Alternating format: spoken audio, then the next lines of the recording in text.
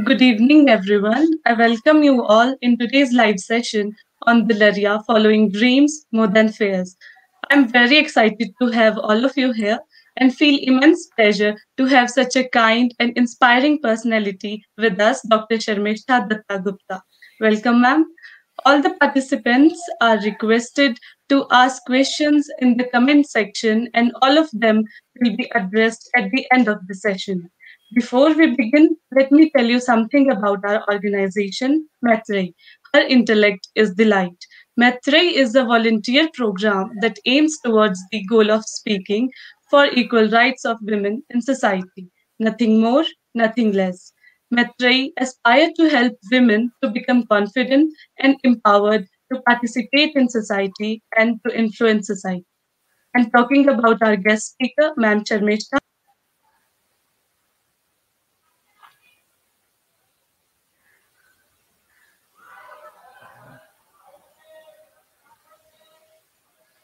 Hi, Ranjana. Should I speak further?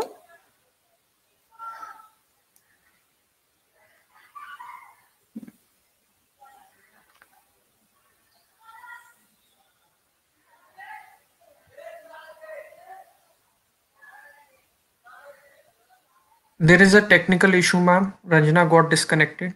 I request you to Okay. kindly continue. Okay. And are you able to see my screen? Like when I share the screen, are you able to see my slides? Yes, that's good. Great. Hello, everyone. Thank you so much, Ranjana, and thank you, Maitri, for this wonderful introduction. And it's my real pleasure to talk to all of you. And today I have been given the task of talking about following your dreams. And I'm going to talk about one of my dreams, which I followed. But before that, I want to say that we all have dreams. As humans, we all have dreams. What is yours? I ask you to take a moment, and you were told to get a pen and paper.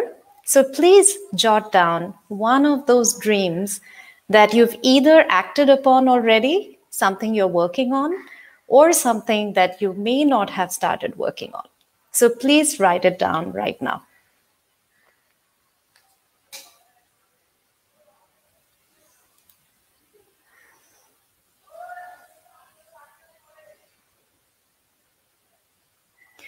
Now that you've had a chance to write it down, I hope you had a chance to at least think about it or write it down. What you're going to notice, and this is something I noticed when I got my vision and my dream, is that we never have the knowledge, the skills, the time, the money, etc. before we begin. At least we never think we have it. But something really interesting is something I've experienced. We all do have the ability to gain all of these, the knowledge, the skills, the time, the money, if we were to say yes to our dream. And it is because of this unique reason that this dream has chosen you. You have been chosen to execute this dream. So as you start working on it, you will recognize something remarkable. You will see that you actually don't bring your dream to life, but your dream makes you more alive. When you start working on it and when you start engaging all of the resources that you have, this dream is going to make you more alive. But in order to do so, you have to start with observing your own mind. I'm going to ask you to take a moment, and even if it feels a bit scary, I want you to write down some of those fears and doubts that you might have about starting or continuing with your dream project. So take a moment, and I'm going to give you about a minute. Please write down maybe 2 or 3 of those fears and doubts and write them in that you language. For example, you don't have the time, you're too old, you're too young, you're not qualified enough, all of these things. Take a moment and jot them down, please.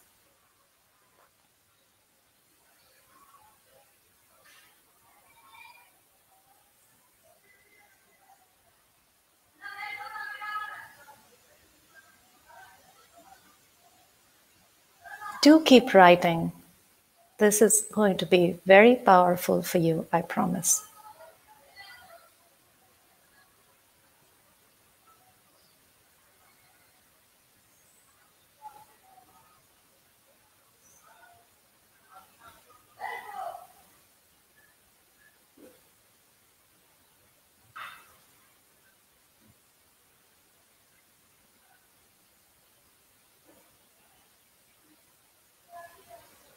Yes, keep writing down, keep journaling. I'm not able to see any of you or hear any of you, so I'm just hoping that this is happening, that you're actually writing. Great. Now that you've done it, I want to tell you a quotation by Nelson Mandela. He says, "Courage is not the absence of fear. It is doing things in spite of fear." So this fear and doubt that you are experiencing and that I experienced before I started my work is extremely normal. It's part of us and it's part of being human. But what would happen if we stopped believing these fears and doubts? This is exactly what I had to do in order to start my dream project, on which I'm going to talk about today, and it's called Dularia. Dularia means created through love in the Santali language. Santalis are one of the largest tribes of India, and they are spread over West Bengal and Jharkhand. And my first interaction with the Santali tribe came when I went to volunteer at a school. I used to be a university professor of biology in Germany, and I had come to India after leaving my 17 years of academic career because my heart called me to come to villages in India and start working with children and working with adults in villages. That's one of the things that I do nowadays. And when I brought these children a microscope, I could see the delight in their eyes, and their level of curiosity was incredible. And I also did a lot of theater and drama and creative projects with these children, and I saw that their creativity is absolutely overflowing. Here you can see one of these lovely girls. She's dressed as a peacock in one of the drama pieces that we did. And you can see that she's made the peacock feathers using the leaves of a tal tree. So this kind of creativity is what I was experiencing these children having. Here you can see a child who has made his own structure, and I had given them this very challenging project of making a pit for vermicomposting. And this child is just in grade 6, in class 6 in high school. So you can imagine if these children are so full of talent, how incredible and how much they can contribute to society. And also what I noticed is their incredible connection with nature. I also started working with women in remote areas, and this is me working in a village in Jharkhand. Other than working in this nonprofit organization, Dularia, I also am a coach. So I'm a coach and facilitator, and I motivate and empower people to follow their authentic lives and create their authentic careers. So as a life and leadership coach, I'm called to go and give workshops in many different big organizations. But one of the workshops I'll never forget is this workshop I did in a remote area in Jharkhand with these women who had walked up to 30 kilometers to attend my workshop. And we were talking about the topic of self-confidence. And what I could see immediately is that although they were so full of talent, so full of ideas, and so full of something to contribute, what was missing is the self-confidence, the self-image that had been shattered through many, many, many years of suppression and also social conditioning. And this is something that we all have, right? And for these women, it's especially hard. Why is it especially hard? I discovered that the kinds of jobs that most of them do are things like this: working in mining, in coal mining as laborers, or working in rice fields as rice plantation laborers. Now, this is all good and fine, especially the rice planting, but it is also extremely toxic. They have to stand in water that is full of chemical pesticides and fertilizers and work all day. And the incidence of cancer is increasing dramatically among these women from working in these conditions. Another thing that I started observing in the villages in West Bengal, and this is where I'm currently located, is that water was being pumped for rice cultivation from great depths. This is a sight that many of you might have seen while being in villages, and it gives a lot of joy to see these children playing in this water. But what is sinister about it is that this water is coming from great depths of 80 meters sometimes, really deep, and this water has taken thousands of years to percolate down there. And we're using it up at an alarming rate. All of this water is being used to cultivate rice at a time when nature never intended us to cultivate rice. So I started observing that the environment was being degraded at an alarming rate. So after doing all of this work, I started recognizing that there are 4 major challenges that these brilliant and wonderful women face. The first is health hazards from working in conditions that are really not humane and that really affect their health and well-being. The second is environmental degradation that I talked about just now, with the pesticides, fertilizers, destruction of the quality of soil, use of groundwater, which is going away and causing desertification of soil. The third is this lack of confidence, a self-image that really keeps them from expressing their own creativity and becoming who they really actually are as human beings and making that contribution they are meant to make. And finally, it's the lack of opportunity to make an income that is full of dignity and where they can express their creativity. So as a result of observing these challenges over 4 years, I got this idea of creating an organization called Dularia, where we would educate on the health hazards, and not only on the health hazards, but also find creative solutions that are long-term and that are really going to support the people as well as work with the environment. And we were also going to work in the field of empowerment. So this project is 100% led by Santali women themselves, by Santali communities themselves. So it had to be that way because that's the only way to raise that level of self-confidence and to give that feeling of self-expression. And finally, it's a project which gives possibility for gaining economic independence through making micro-enterprises. And one of those ideas is really how to shift and change the landscape of rice farming. So when I started all of this, and when I started working on Dularia, it just seemed absolutely huge and completely outside my capability. I had never ever done anything of this type before. I've never done any kind of farming. I did not even own a plot of land. I had nothing to go by. I had just quit my job in Germany and I had come back to India. And as a result, I did not actually really have a source of steady income at that time. So how on earth was I going to do all of this? However, there was something in my heart that said a big and loud yes to it. And as I said yes, the answers to all of this started arriving to me.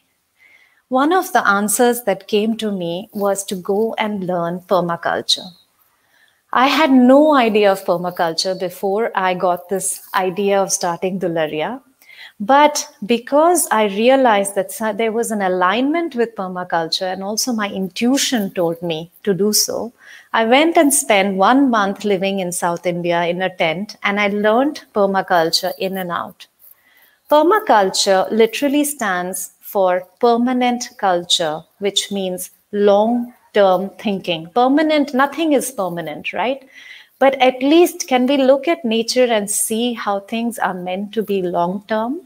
And every decision we make, can we try to see what is the impact it's going to have at least 7 generations from now? This is the principles of permaculture. Every decision we make in permaculture, the first thing we ask ourselves is how is it going to affect Mother Earth? The second part of this is how is it going to affect communities? Because unless we do something that enriches our people and the community, we're not going to be able to really make a difference. And the third core principle is fair share, which means that whatever we take, we give something back. For example, in Dularia, everything that we do, if we have a paid course, for example, where city people who can afford it can come and learn from us, that same course will be given completely free of cost to a farmer who cannot afford it. Or maybe they can give us a few seeds or a few grains in exchange.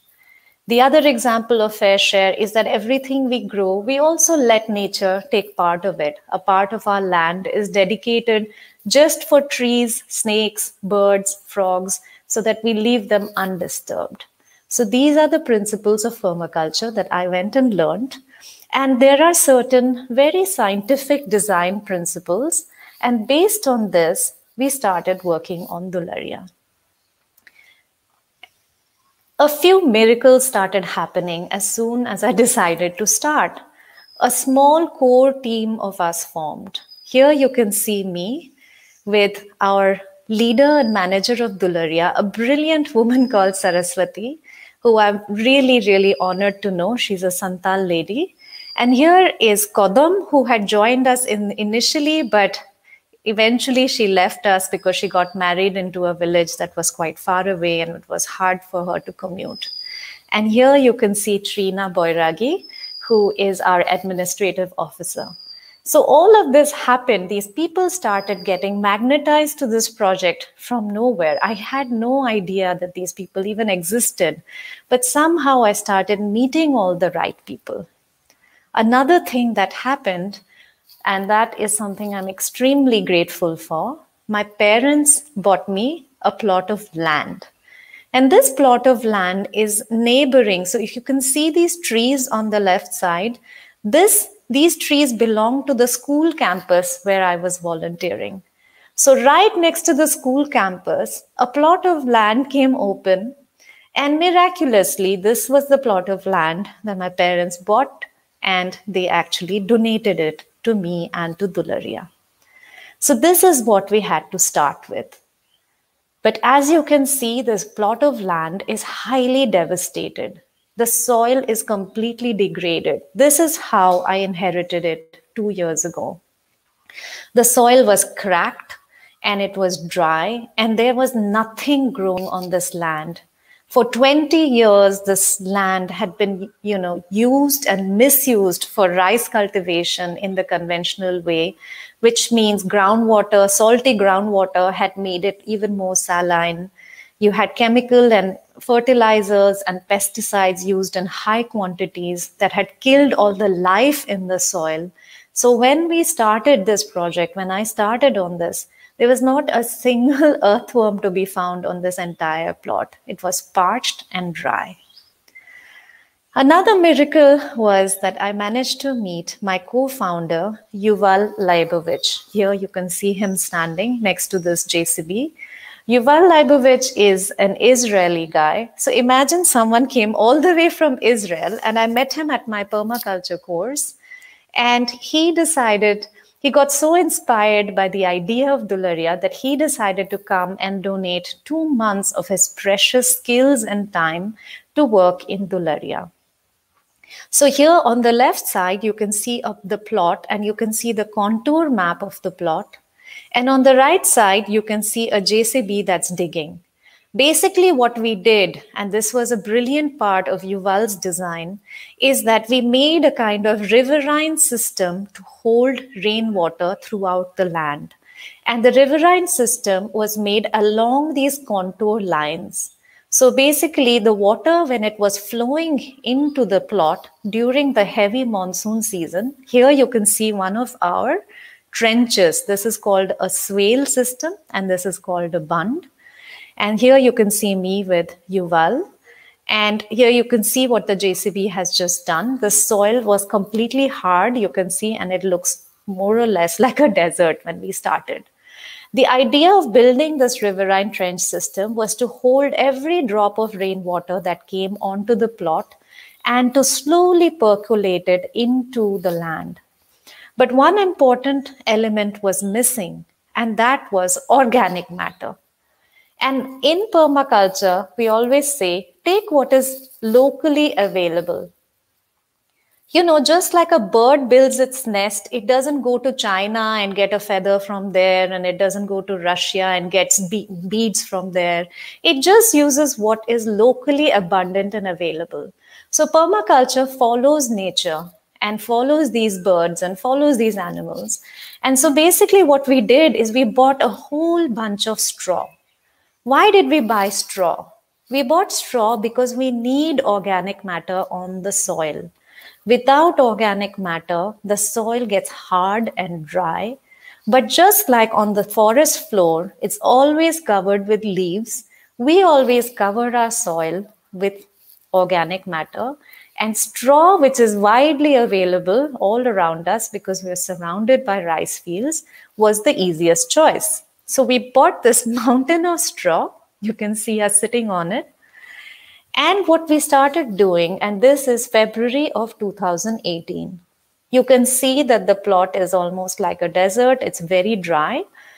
And miraculously, again, we started getting a group of ladies who we would pay on a day-to-day basis to come and start working with us. And they were so curious to learn. These Santali ladies came, and what we did with them was we filled the trenches with straw. And what the straw does is it starts acting like a sponge. So when rainwater comes, not only does it get collected in these trenches, which are along the contour, which means that there is no flow of water. If water flows from down here, up here, it will come and settle into this contour. And what will happen is that this rice straw will first of all start rotting and give organic matter and compost to the soil. And secondly, it will hold the water like sponge, and the water can start percolating under these bunds. And this is what is going to nourish that entire plot. We also added something that was locally very cheaply available, and this is the byproduct of the rice industry, the burnt rice husk, and which is called biochar and rice husk compost. Once we did that, we started covering the soil like a bandage. The soil had been devastated, and it was so sad to see it. And at the same time, it's amazing what nature can do if you give it just a little help. I'll show you in a moment what happened. We covered the soil with the straw, and we started planting mung beans. Mung is it's a nitrogen fixing legume, which means it will actually add nitrogen to the soil. So after doing all these steps, we left it alone for several months. And I actually left and went back to Germany. At that time, I was still going back and forth from Germany and India. And now I live fully in India, working in Duleria and also as a coach. So after a few months, our manager, Saraswati, sent me this photograph of the mung that had started growing. And you can already see that the plot has become a whole lot greener, and there's water still in our pond. So this was an amazing miracle to see after several months of just leaving it alone. And as I mentioned, an important part of our project is that we leave it to the local people to do the entire work throughout the year. So I come to Duleria just 2 to 3 months a year, and I bring some experts, I bring some resources, and I bring some knowledge. And after that, the rest of it is done completely by our Santali team. So when I got this picture, it was delightful that the mung had started growing and giving us a harvest. And here you can see Saraswati drying the mung beans, and we got several kilos of mung seeds as a result of this process. But even more exciting is what happened to the land. Here you can see the land just after the rains, the first rains. It has become completely green and amazing. And this is because we added nitrogen and we added all that organic matter, and we stored all that rainwater that had come during the first monsoons. After that, we planted pigeon peas. This is again arhar. This is known as arhar in India, a very nutritious lentil, and it also adds nitrogen to the soil. And you can chop and drop these branches and add it as fertilizer to the soil. So again, you can see this remarkable transformation. And here you can see the timestamp or the date stamp on this photograph. This is September of 2018. And we had started with that parched, dry land just a few months before in February of 2018. So here you can see what had happened. In February 2018, we added the rice husk, the biochar, and the straw. And this is the work we did, and this is what our land looked like. After the first rainfall, nature did its own magic. And then we planted the pigeon peas, and here you can see the lush growth and the extremely green land in just a few months. Our soil turned into this beautiful compost soil. And this is just like humus that you can find on the forest floor. This was the goal that we were trying to achieve. And miraculously, nature brought us back the greatest gift to a farmer, which is earthworms. Here you can see an earthworm emerging from the soil as we were digging and planting the arhar seeds, the pigeon pea seeds. And this is what the land looked like just 1 year after we did that entire process. It became a jungle. All of these trees came on their own. Now, at the moment, we have thousands of trees on Dularia. And basically what happened is just because we gave the conditions conducive for nature, all of these seeds arrived. Now, let me tell you part of what was happening in my mind at this time. I thought, where am I going to get the money and time and resources? And we barely have enough people to be planting these trees. And look what nature did. It gave me the answer. We just left it alone, and all these trees arrived on their own. And all of these trees are nitrogen fixing pioneer trees, which most of them, here you can see a date palm, which is not nitrogen fixing, but many of these trees are nitrogen fixing. And these are the pioneer trees. They are the hardy trees. They are the ones that are going to give us all the organic matter we need, all the fertilizer we need, everything we need to continue and grow our food and restore our land. In the meantime, Saraswati's husband, Jithu Baski, also joined our project. And this couple are an amazing couple, and they completely manage our project 100%. So I stepped back into the background, and these two have started leading and managing the project completely. And we also have a brilliant group of ladies. Not all of them are shown on this picture, but we have a steady group of beautiful ladies. Here you can see Balika Di, you can see Gidamuni Di and Kusum Di. And they have started coming regularly and working with us because they saw the miracle that happened on the plot. Again, that question that I had, where am I going to get the resources? Where am I going to get the people? All of that, all of those fears and doubts started getting quelled as these people started showing up from almost nowhere. It started feeling like Dularia had become a magnet for the right people and the right resources. The next step was going to be growing. So we had to start growing food, and that is the whole point. We want to have micro enterprises that are based on nature's principles. But for that, we needed a building.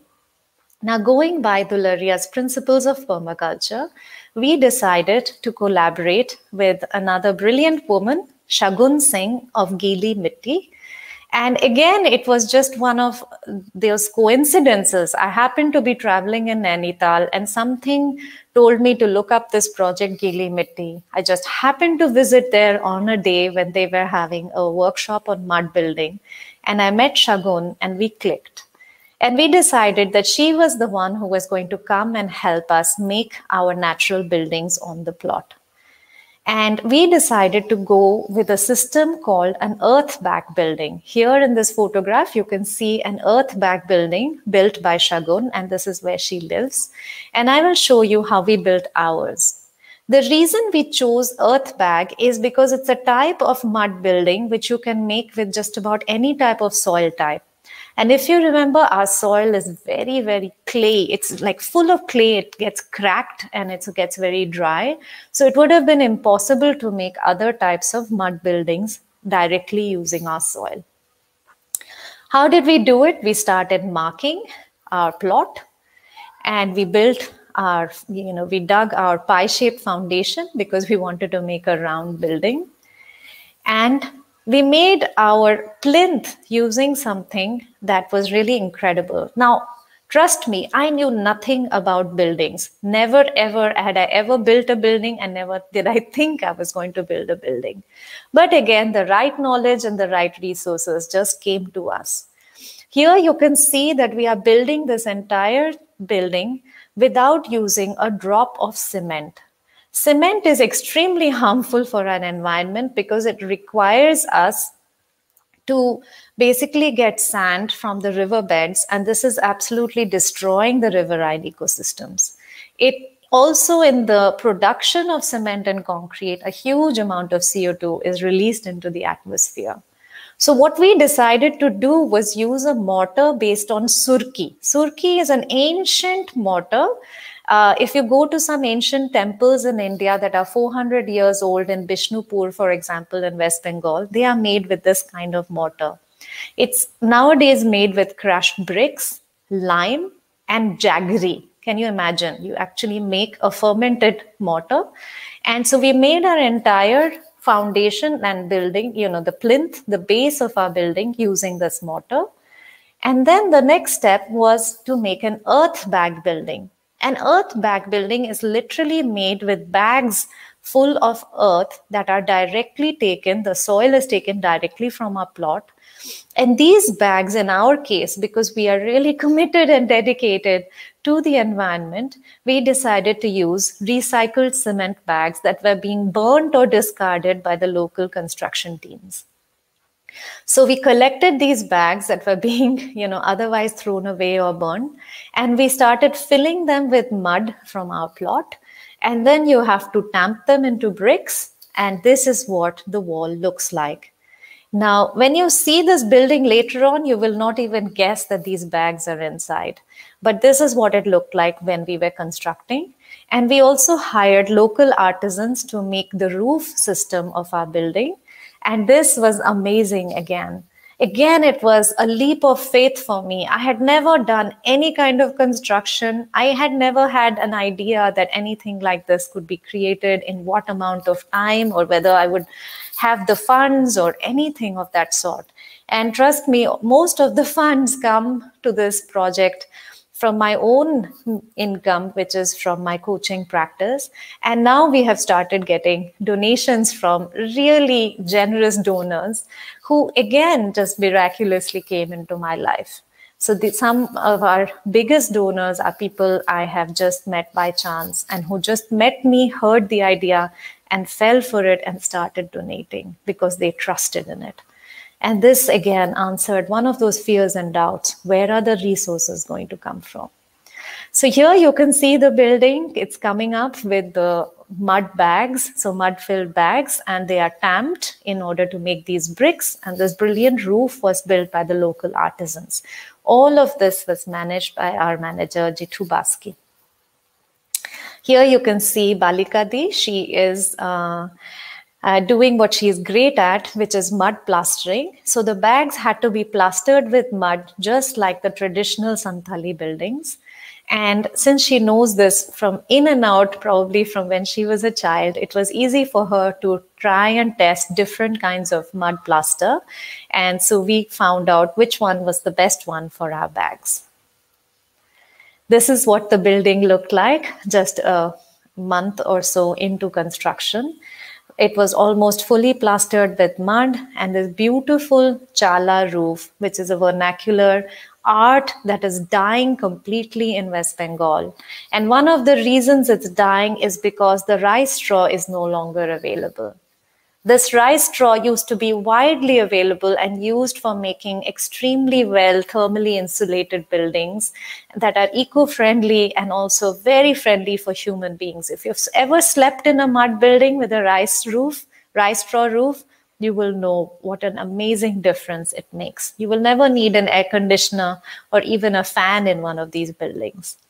But the reason that rice straw is, rice straw buildings are disappearing and they're getting, completely replaced with cement and tin structures is because the way in which rice is being grown.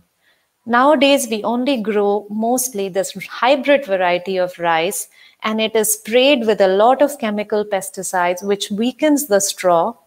And this rice grows very fast. And so the straw is way too weak for making these roofs. If you use it, it will rot within just a few months or up to a year. And so you'll have to replace it constantly.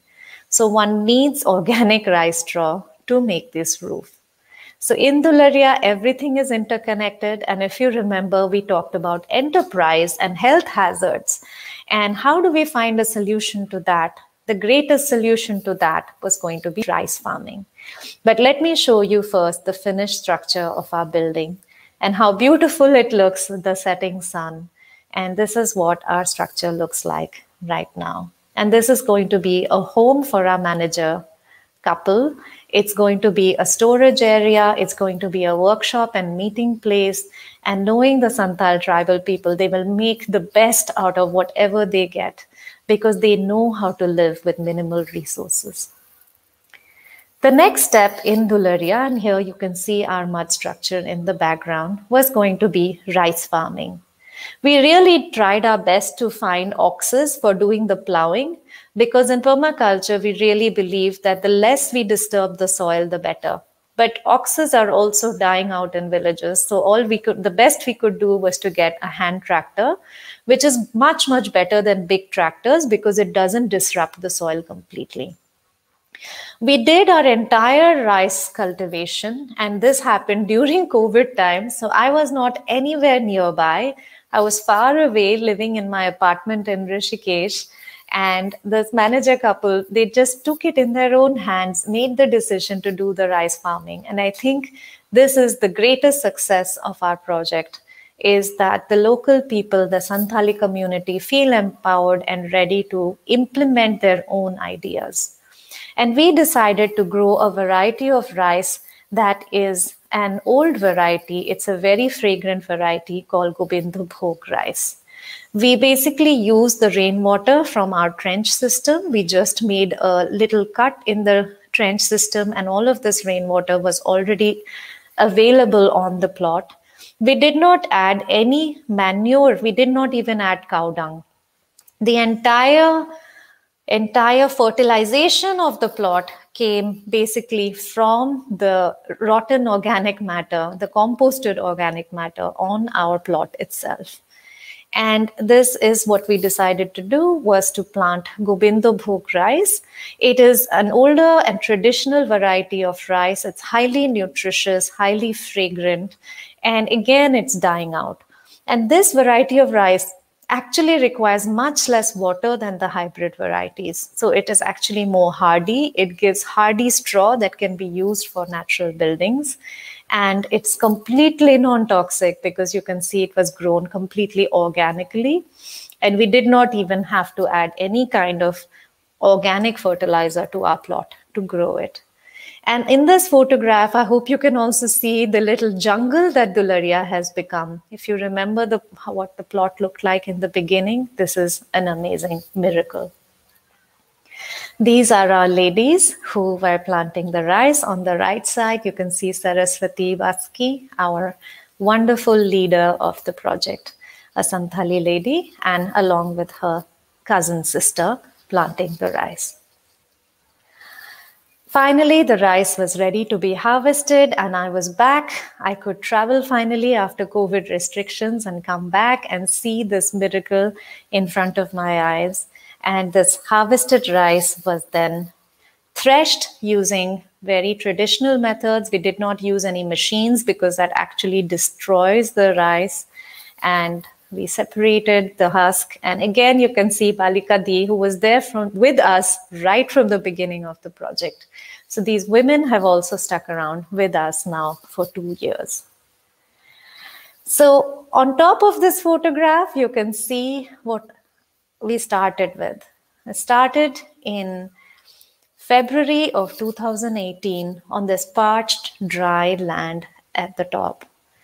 And in 2 years, so many miracles have happened in order to make it this lush green forest. Here you can see me with some lemongrass from our plot. You can see our brilliant couple who are managing the project and also their gorgeous 2-year-old child. And we are not even 2 years old right now. The child was born just about the time we started the work. And so right now we are in 2021 February, it'll be 3 years that we have started. Sorry, the child is now 2 years. So she was born a year into the project. And so, yeah, in 3 years, this entire plot has turned from this desert into this lush green forest. And what has also happened on the way is that I have met some amazing spirits, some amazing people, all of these people who have come and given their lifeblood and really put faith into this project. How did this all happen? This all seems still like a miracle to me. From all of these experiences, what I would like to share with you is a step-by-step method of how you can follow up on your own dreams. The main thing you have to do, and this is what I did for many, many years, and I started in 2009, is I started with a practice to look at my own thoughts, especially the fearful thoughts. So I call these the 4 golden steps of creating anything that you wish to create, any dream you wish to create in this world that wishes to be created through you, better said. First, you need to absolutely stop believing the fearful thoughts. When they come, you write them down, you put them aside, you move them aside like a curtain.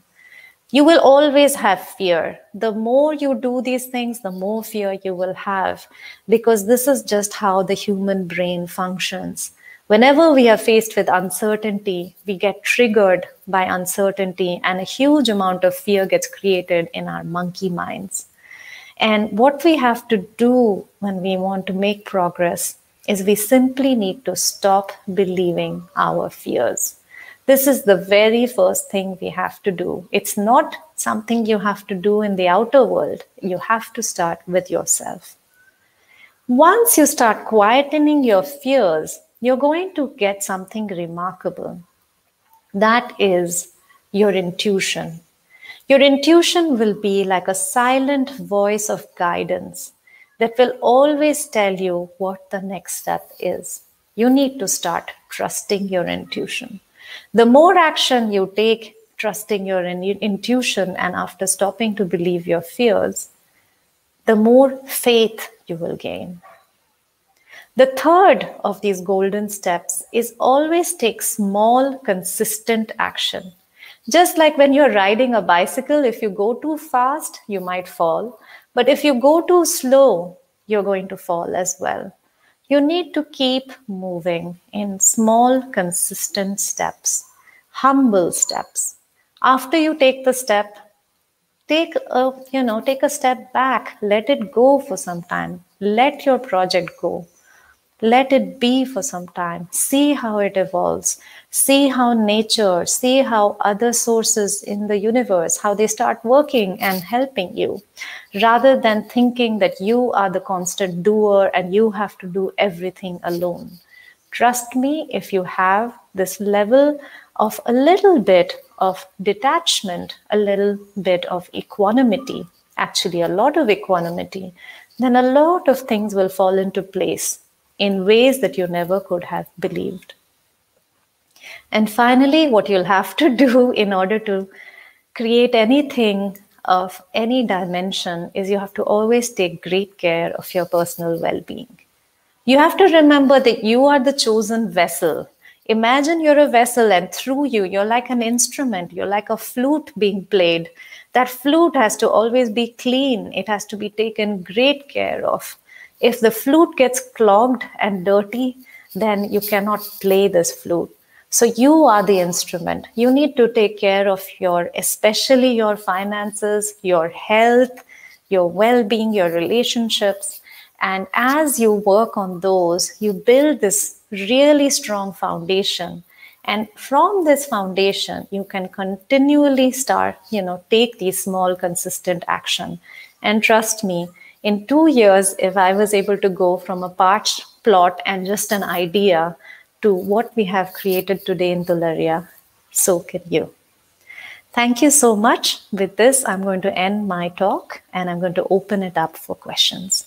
I hope you've been listening to me. I've been talking to a blank screen the entire time, which is one of the weirdest things ever. But this is the advantage of doing things online. Thank you. There are some questions, and so sorry for the interruption caused at the beginning. So, no worries, Ranjana. Kaustubh is asking, ma'am, please elucidate again the 3 principles of permaculture. Okay, so let me go back to the slide. All right, let's see if I can go back to the slide.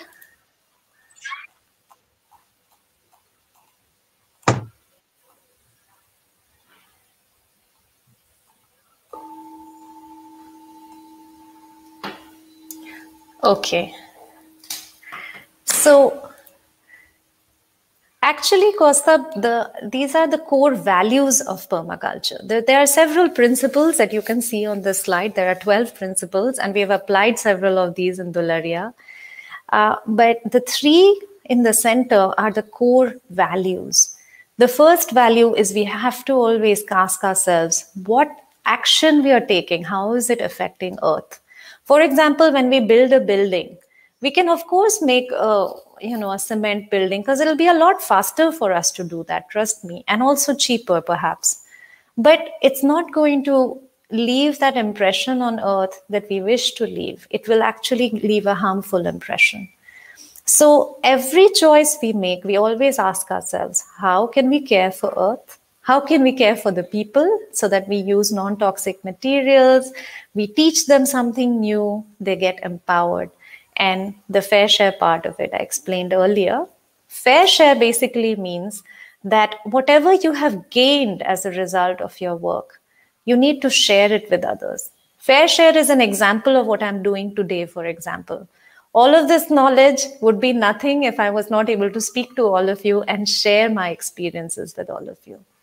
And, a lot of this you will just have to do free of cost. It's not something you do for money. You just do it from a place of abundance. You have so much, you've gained so much, then give back something. So those are the 3 principles, the core values actually. The principles, there are 12 of them on the slide. But I won't go into all those principles. It'll be too much. Yes, ma'am. Yes, ma'am. Thank you, ma'am. Ma'am, one more question. What do you think was the biggest challenge for you when you started your non-profit organization for tribal community? The biggest challenge is always what is going on in one's own mind. So outer challenges are of course there. I mean, I didn't know anything. When I first, for example, when we hired this JCB, at that time I was, a city woman who had come into the village, and I was working with an Israeli partner who was, not even able to speak the language. And we were standing in the parched sun, and somehow we were supposed to tell this JCB driver what to do. And they just didn't care. They didn't listen to us. Nobody was listening to us. Nobody took us seriously. Everyone thought we were crazy. When our plot grew into a jungle, they all said, oh, these people are crazy. They're making a jungle. So we still have that reputation among everyone. But none of these things in the outer world actually make any difference. It's the thoughts that they create in the inner mind, the thought of doubt, the thought that, oh, what will people think of me? Or, if I put so much money, I put so much of my money into this project in the beginning. And what if nothing happens? You just have to do something without knowing anything. Nobody ever had done something like we had done. Even Yuval, my partner, the founder partner, who started this project with me, who helped me start it, he had never done something because he's from Israel, a country which barely gets a few centimeters of rain. And here we are getting monsoons. So we had no idea what we were doing. Actually, we were just playing in the dark. So these are the challenges, and what happens is that they trigger a lot of self-doubt, a lot of fear, and it happens all the time. So really the biggest blockage is inside. So once you're able to unwrap and unravel those inner blockages, all the outer things fall into place. Okay, ma'am. Thank you, ma'am. Thank you so much. One more query. What kind of difficulties you have faced when you switched your career from academics to become a self-employed coach in India? Oh, okay. That was my personal question, ma'am. I see your personal question, Ranjana. Yeah, I mean, huge difficulties because I had to leave my entire life in Germany. I had, I had a home there. I used to own several things. I actually sold and gave away most of my things. And I had to live as a nomad for 1 year. I did not have a home. I was living out of my backpack, and I came back to India. And you might know, Ranjana, also in India, there are a lot of, social impressions. I was asked by so many people, why aren't you married? And Yes. why aren't you, what is your career? I can never explain to anybody what I do. If someone asks me on the train, what are you doing? I can't ever tell them in one word, Yes. what it is that I do. So there are always these looks on people's faces, answering people's questions, and being clueless where my salary was going to come from. So Ranjana, even when I transitioned my career, I actually had all my clients in Germany. So when I came to India, I had 0 clients here. So how was I going to work? How was I going to earn? All of those things. And starting this project was something I did before I got my career going in India, actually, my paid career. So that was the crazy thing. So many people told me I'm crazy to start it beforehand. I was told by so many people I should start it after I get that stability. That would have been the so-called sensible way to do things. But I again followed my intuition. Another thing, another great difficulty was our nonprofit is, as far as I know, I've never seen a nonprofit like this, in which none of the founding members, none of the, so-called people with all this, outer knowledge, we don't live anywhere near the project. It's 100% managed by the local people. And after visiting many NGOs, one thing I realized is that you can never empower the local people if you're always in the project. If you're in there and always being asked what's the next step, what to do, and all of that stuff. And if you get your hands too dirty and too involved and too attached to the project and too attached to the outcome of the project, then actually this is not empowerment. It's just self-inflation. So self-inflation with the help of the local people who you can believe that you're empowering, but you're not actually empowering. So we took a big step in saying that we are not going to live anywhere near the project. It's a very hands-off project. We just come and give the resources and leave them to be. That was another big challenge because I was actually told by some very, experienced NGO runners that this is going to fail. Pakka, it's going to fail. I've been told. It can still fail, Ranjana. Doesn't matter. We'll Even fall. wrong. It doesn't matter. So wrong. Failure is doesn't matter.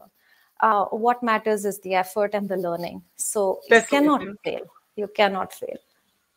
Oh, thank you so much, ma'am. Thanks for the patience and valuable time, all of you. I hope you all have enjoyed this insightful session with Ma'am Charmishta and must have learned something new. Thanks to the conveners of Team Matre and Social Cure for making this event a success. And ultimately, ma'am, thanks a lot for taking time out to enlighten and motivate us because there are so many people out there who just can't speak for themselves and can't follow their dreams. Those people needed your kind words and courage today. Thanks a lot, ma'am. Thank you so much, Thank Ranjana. It you. was your enthusiasm that made me do this today. I would have never done it unless you had, approached me with so much kindness, enthusiasm, and love. So Thanks a it's lot, because of ma'am. you that this happened today. Thank you. Thanks a lot, ma'am.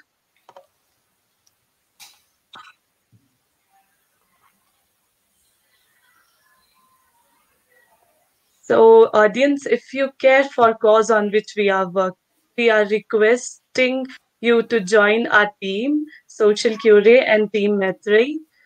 And for getting updates of our upcoming sessions, you can subscribe to our YouTube channel. Thanks. Have a good day. Thank you, ma'am. Thank you. Have a lovely day.